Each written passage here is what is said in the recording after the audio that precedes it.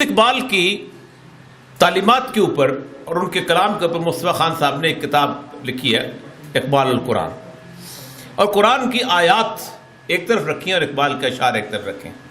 اسی لیے میں نے قرآن پاک کی ایک آیت آج کے دور کے مطابق منتخب کی ہے اور اقبال کا شعر۔ اللہ تعالیٰ سورہ انبیاء کی آیت ہے، سب لوگ آپ ماشاءاللہ مجھ سے کہیں زیادہ عالم، میں تو مبتدی بھی نہیں ہوں، مبتدی کو بھی بہت محنت کرنی پڑتی ہے۔ سورہ انبیاء میں اللہ تبارک تعالیٰ فرماتے ہیں ہم نے ایک بستی کو ہلاک کر دیا اور ان پر رہنے والوں کا آنا حرام کر دیا، اب وہ نہیں، انہم لا یرجون، اب نہیں آئیں گے۔ حتیٰ کب آئیں گے؟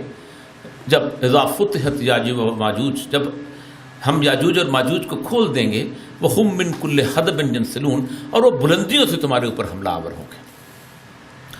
تفاصیل آپ چھانتے جائیے، آپ کو بہت سارے معنی ملیں گے۔ اقبال اس وقت فرماتے ہیں کہ کھل گئے یاجوج اور ماجوج کے لشکر تمام، چشم مسلم دیکھ لے تفسیر حرف ینسلون۔ حیرانی ہے کہ قرآن کے اندر اللہ تبارک و تعالیٰ کی ایک سنت ہے کہ ابھی وقت کا تعین نہیں کرتے۔ وَيَقُولُونَ مَتَىٰ هَٰذَا الْوَعْدُ إِن كُنتُمْ صَادِقِينَ قُلْ إِنَّمَا الْعِلْمُ عِندَ اللَّهِ وَإِنَّمَا أَنَا نَذِيرٌ مُّبِينٌ۔ پوچھتے ہیں کب آئے گی گھڑی؟ ہاں مجھے تو نہیں، میں تو علم تو اللہ کو ہے، میں تو تمہیں کھلا کھلا ڈرانے والا ہوں۔ یہاں اللہ تبارک و تعالیٰ نے ہمارے لیے اس سنت کو ذرا سا توڑا ہے، اپنی ٹائم لائن بتائی ہے۔ اللہ فرماتے ہیں کہ ہم اس وقت کھولیں گے، اس وقت یہ لوگ بستی میں واپس آئیں گے جب ہم یاجوج اور ماجوج کو کھول دیں گے۔ مشہور حدیث، آپ لوگ عالم ہیں، قرآن پاک نازل ہوا ہے تو اس کے سب سے بڑے مفسر بھی وہی ہیں۔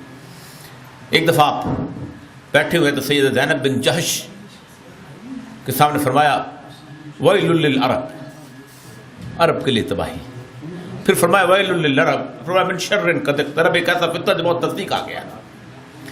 اب عرب کی تباہی بڑا کمال ہے، ویل للمسلمین نہیں کہا۔ اس کی بنیادی وجہ ہے کہ میں اور یا مقبول جان یا کوئی اور شخص اگر کہے کہ مجھے بھلے شاہ سمجھ نہیں آیا تو میرے لیے کوئی معافی نہیں ہے، میں کہوں کہ مجھے غالب سمجھ نہیں آیا تو میرے لیے کوئی معافی نہیں ہے، لیکن ایک عرب کہے کہ مجھے قرآن سمجھ نہیں آیا تو اس کے لیے بھی معافی نہیں ہے۔ وَيْلٌ لِّلْعَرَبِ، عرب کے لیے تباہی، من شر، ایک فتنہ نزدیک۔ اگر آپ نے ہاتھ کے اشارے سے کہا کہ وہ یاجوج اور ماجوج کے سامنے جو ذوالقرنین نے دیوار بنائی تھی اس میں نے سوراخ کر لیا۔ فوری سوال کمال کا ہے کہ یاجوج اور ماجوج اگر کھول دیا گیا تو کیا کریں گے؟ حدیث کے الفاظ کمال کے ہیں اور آج کے دور کے اندر آپ دیکھیں تو آپ حیران ہو جائیں گے۔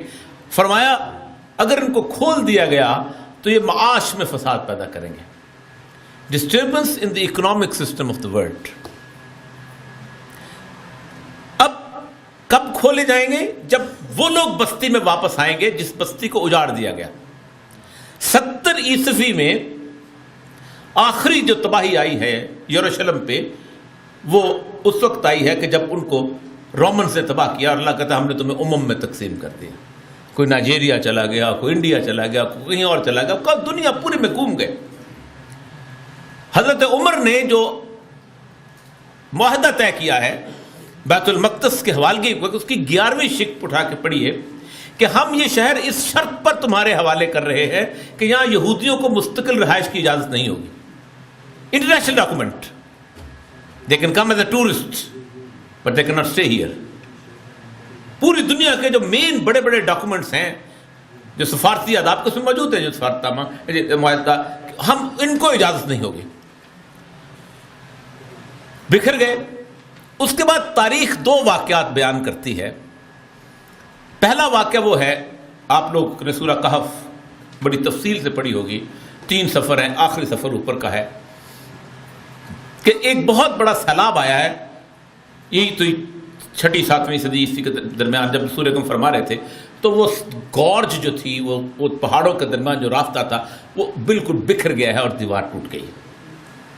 دوسرا بہت بڑا واقعہ، میں اقبال کی بصیرت کی یہاں گفتگو کرتا ہوں کہ وہ جو آپ سید الانبیاء کی حدیث ہے نا، اتقوا فراست المومن انہ ینظر بنور اللہ، مومن کی فراست سے ڈرو، یہ اللہ کے نور سے دیکھ رہا ہوتا ہے۔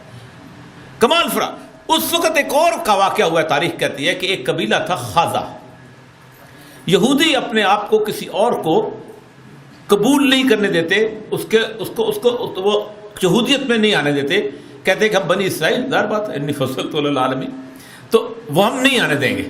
لیکن اس قبیلے کی ایک واحد ایکسپشن ہے کہ ان کو کہا گیا کہ آپ آ جائیں. وہ قبیلے نے کمال یہ کیا ہے کہ یہودیت قبول کرنے کے بعد 2000 سال تک یہودیوں کے ساتھ مار کھائی ہے. اس خدا قبیلہ، آپ نیٹ کے لوگ ہیں، آپ صرف ایک لفظ ٹائپ کریں، اشکنازی جیوز. یہ جتنا فرائڈ ہے، آئنسٹائن ہے، ہزال ہے، جتنے یورپ کے جو نیلی آنکھوں والے اور بلانڈ بالوں والے جیوز جو ہیں، یہ سارے کے سارے اشکنازی جو ہیں، جو بنی اسرائیل نہیں ہیں. 99 جیوز وہ ہیں اور 1 جیوز یہ ہیں. انہوں نے 2000 سال تک مار کھائی ہے. ایزابیلا فرڈینڈ نے جب قبضہ کیا تو اس نے کہا 1,75,000 یہودی ہیں، تم کیا کرو گے؟ 75,000 بھاگ کے خلافت عثمانیہ میں پناہ لے لی، اور باقی 1,00,000 نے کہا ہم عیسائی ہو جائیں گے.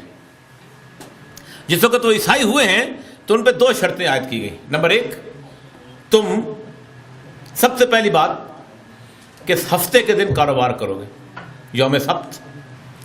پھر دوسرا کہا کہ ہمارے سامنے تم 1 وقت کا کھانا سور کے ساتھ کھاؤ گے. وہ 1 سال تک کھاتے رہے.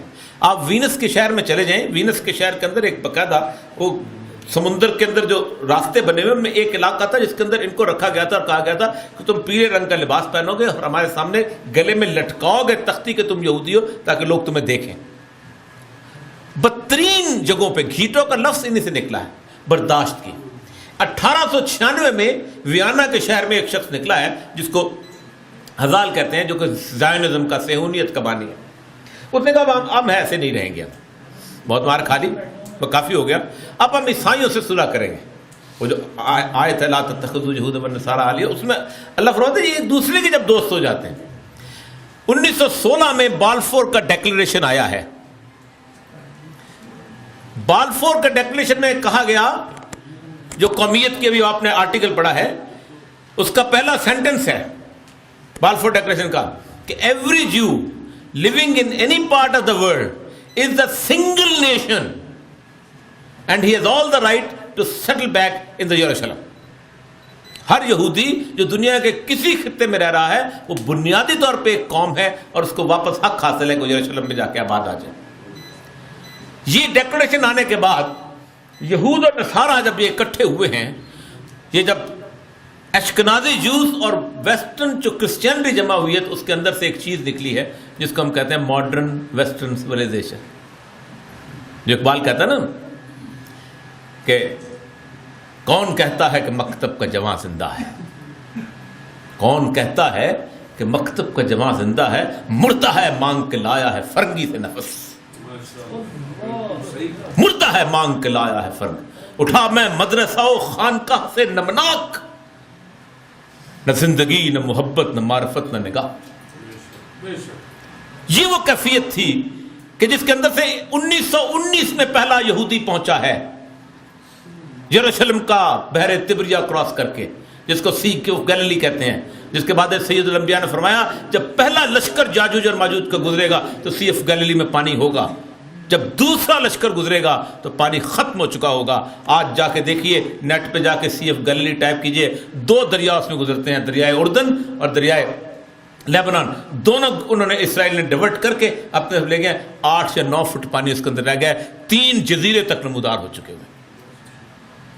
وہ حرام اللہ نے اپنی سنت توڑی. باقاعدہ ٹائم لائن بتائیے آپ لوگوں، کتنے خوش قسمت ہے کہ اللہ کی وارننگ کتنی تفصیل سے آتی ہے.